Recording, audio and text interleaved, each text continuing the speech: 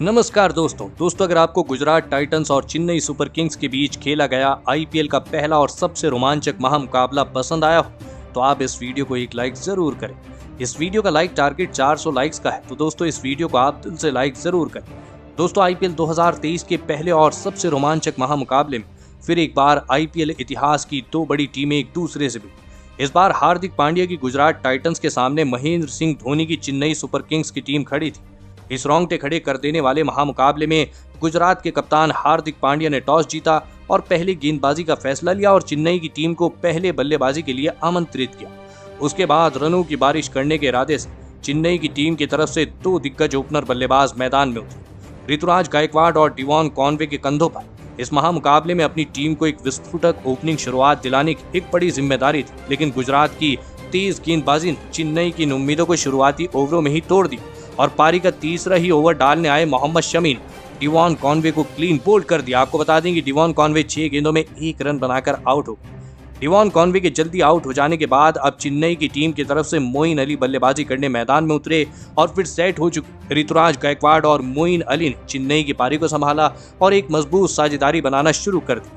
खास करके दोस्तों ऋतुराज गायकवाड़ चेन्नई की टीम के लिए एक ऐतिहासिक पारी खेल रहे थे। ऋतुराज गायकवाड़ की इस विस्फोटक बल्लेबाजी की वजह से कहीं न कहीं गुजरात की गेंदबाजी अभी भी दबाव में थी। ऋतुराज गायकवाड़ और मोइन अली ने मिलकर लगभग पारी के 5वें ओवर तक बल्लेबाजी करी और अपनी टीम को 50 रनों तक पहुंचाया, लेकिन फिर पारी का छठा ओवर डालने राशिद खान ने सेट हो चुके मोइन अली को रिद्धिमान साहा के हाथों कैच आउट करा दिया। आपको बता दें कि मोइन अली 17 गेंदों में 23 रन बनाकर आउट हो। गुजरात की टीम के लिए धीरे धीरे खतरनाक बन रही साझेदारी को राशिद खान ने एक अहम मौके पर तोड़ दिया था, लेकिन विकेट गिरने के बाद चेन्नई इस साल के सबसे महंगे खिलाड़ी यानी बेन स्टोक्स बल्लेबाजी करने मैदान में उतरे, लेकिन दूसरे छोर पर ऋतुराज गायकवाड़ रुकने का नाम नहीं ले रहे थे। ऋतुराज गायकवाड़ गुजरात के हर एक गेंदबाज पर भारी पड़ रहे थे, लेकिन उनके साथी खिलाड़ी और नए बल्लेबाज बेन स्टोक्स उनका साथ ज्यादा देर तक नहीं निभा पाए और फिर पारी का 8वां ओवर डालने राशिद खान ने फिर एक बार अपना कमाल दिखाया और इस ओवर की चौथी ही गेंद पर बेन स्टोक्स को राशिद खान ने रिद्धिमान साहा के हाथों कैच आउट करा दिया। बेन स्टोक्स 6 गेंदों में 7 रन बनाकर आउट हो। आपको बता दें कि बेन स्टोक्स जैसे विस्फोटक बल्लेबाज को चेन्नई की टीम ने एक नाजुक मौके पर खो दिया था। राशिद खान की गेंदबाजी चेन्नई की टीम के लिए सबसे बड़ा खतरा बन चुकी थी, लेकिन दूसरे छोर से ऋतुराज गायकवाड़ रुकने का नाम नहीं ले रहे थे। ऋतुराज गायकवाड़ गुजरात के हर एक गेंदबाज पर बड़े शॉट खेल रहे थे और फिर इसी बीच ऋतुराज गायकवाड़ ने एक शानदार छक्का लगाते हुए अपना अर्धशतक पूरा कर लिया। अर्धशतक पूरा होने के बाद ऋतुराज गायकवाड़ लगातार बड़े शॉट खेल रहे थे। आपको बता दें कि ऋतुराज गायकवाड़ की इस विस्फोटक बल्लेबाजी की वजह से धीरे धीरे चेन्नई की बल्लेबाजी पर से दबाव हटने लगा था। ऋतुराज गायकवाड़ और अंबाती रायडू ने मिलकर लगभग पारी के 12वें ओवर तक बल्लेबाजी करी और अपनी टीम को 121 रनों तक पहुंचाया, लेकिन फिर पारी का 13वां ओवर डालने आए जोशुआ लिटिल सेट हो चुके अंबाती रायडू को क्लीन बोल्ड कर दिया। अंबाती रायडू 12 गेंदों में 12 रन बनाकर आउट हो। अंबाती रायडू के आउट हो जाने के बाद चेन्नई का रन रेट पूरी तरह गिर गया था। अकेले ऋतुराज गायकवाड़ के अपने बल्ले से रन चेन्नई टीम के लिए बना रहे थे, लेकिन अब उन्हें दूसरे छोर से किसी न किसी बल्लेबाज का साथ चाहिए था। लेकिन अब विकेट गिरने के बाद शिवम दुबे बल्लेबाजी करने मैदान में उतरे। चेन्नई की टीम की रन बनने की गति अब धीमी पड़ चुकी थी। ऋतुराज गायकवाड़ अपने शतक के काफी नजदीक पहुंच चुके थे, लेकिन फिर पारी के 18वें ओवर की पहली ही गेंद पर एक बड़ा शॉट खेलने के चक्कर में ऋतुराज गायकवाड़ को अल्जारी जोसेफ ने शुभमन गिल के हाथों कैच आउट करा दी। आपको बता दें कि ऋतुराज गायकवाड़ 50 गेंदों में 92 रनों की शानदार पारी खेल आउट। तो वहीं ऋतुराज गायकवाड़ के आउट हो जाने के बाद बल्लेबाजी करने आए रविंद्र जडेजा को अल्जारी जोसेफ ने अपने इसी ओवर की चौथी गेंद पर विजय शंकर के हाथों कैच आउट करा दी। रविंद्र जडेजा 2 गेंदों में 1 रन बनाकर आउट हो। देखते ही देखते चेन्नई का मध्यक्रम डगमगा चुका था, लेकिन जडेजा के आउट हो जाने के बाद अब चेन्नई के कप्तान और विश्व के सबसे बेहतरीन मैच फिनिशर माने जाने वाले महेंद्र सिंह धोनी बल्लेबाजी करने मैदान में उतरे, लेकिन उनके साथी खिलाड़ी और दूसरे छोर पर बल्लेबाजी कर रहे शिवम दुबे को पारी के 19वें ओवर में मोहम्मद शमी ने राशिद खान के हाथों कैच आउट करा दी। शिवम दुबे 18 गेंदों में 19 रन बनाकर आउट हो। अब चेन्नई की टीम को एक बड़े लक्ष्य तक पहुंचाने की पूरी जिम्मेदारी महेंद्र सिंह धोनी की बल्लेबाजी पर आ चुकी थी, लेकिन गुजरात के गेंदबाज अभी भी महेंद्र सिंह धोनी को हाथ खोलने का कोई मौका नहीं दे रहे थे।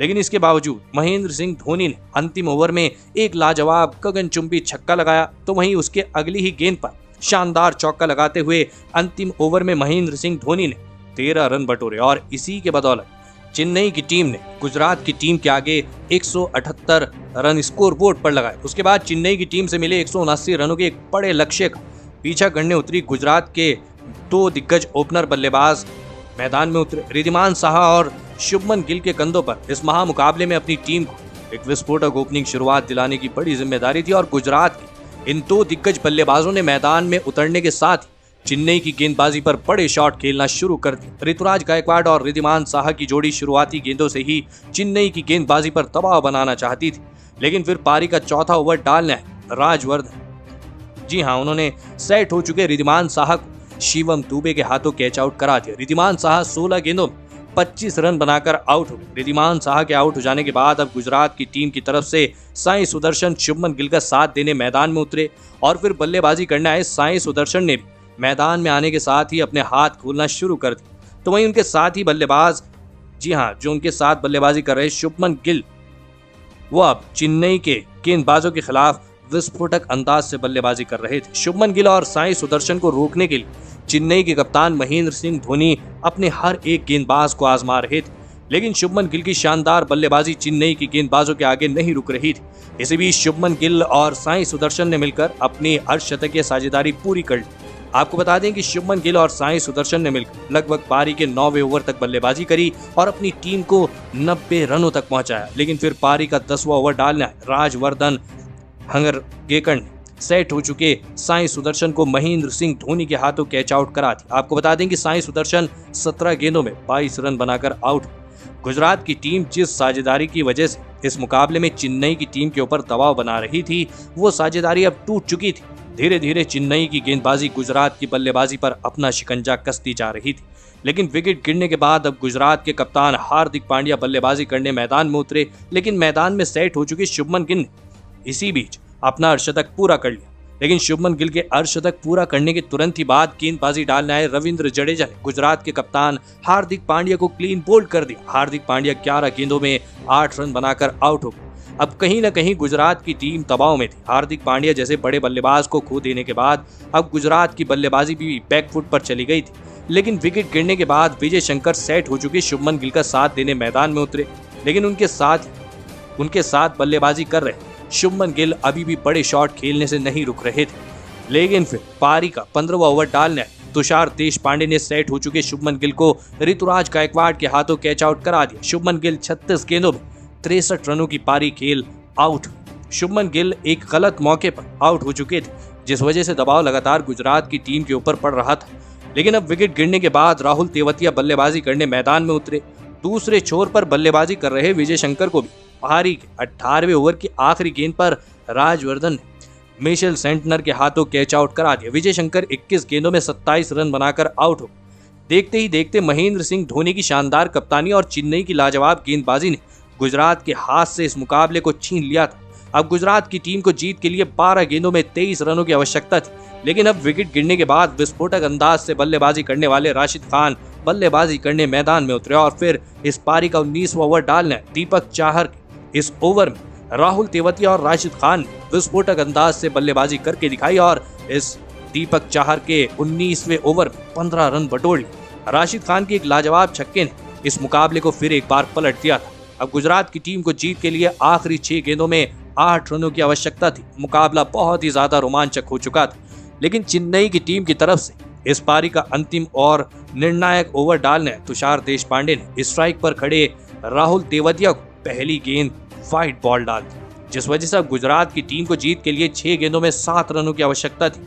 लेकिन उसकी अगली ही गेंद पर तुषार देशपांडे को राहुल तेवतिया ने एक लाजवाब छक्का लगा दी, जिस वजह से अब गुजरात की टीम को जीत के लिए आखिरी 5 गेंदों में 1 रन की आवश्यकता थी और फिर राहुल तेवतिया ने अगली ही गेंद पर सामने एक और लाजवाब चौका लगाते हुए गुजरात की टीम को इस रोमांचक महामुकाबले में 5 विकेट से जीत दिला दी। दोस्तों, इस रोंगटे खड़े कर देने वाले महामुकाबले में गुजरात की टीम की जीत में सबसे बड़ी भूमिका निभाई बेहतरीन फॉर्म में चल रहे शुभमन गिल ने, जिन्होंने इस मुकाबले में 6 चौके और 3 छक्कों की बदौलत 175 की स्ट्राइक रेट से 36 गेंदों में 63 रनों की तूफानी पारी की, जिसकी बदौलत डिफेंडिंग चैंपियन गुजरात की टीम इस रोमांचक मुकाबले में जीत हासिल कर पाई। तो दोस्तों, आप शुभमन गिल की इस शानदार बल्लेबाजी के लिए उन्हें 10 में से कितने अंक देना चाहेंगे? आप अपनी राय नीचे कमेंट में देना बिल्कुल भी ना भूलें। धन्यवाद।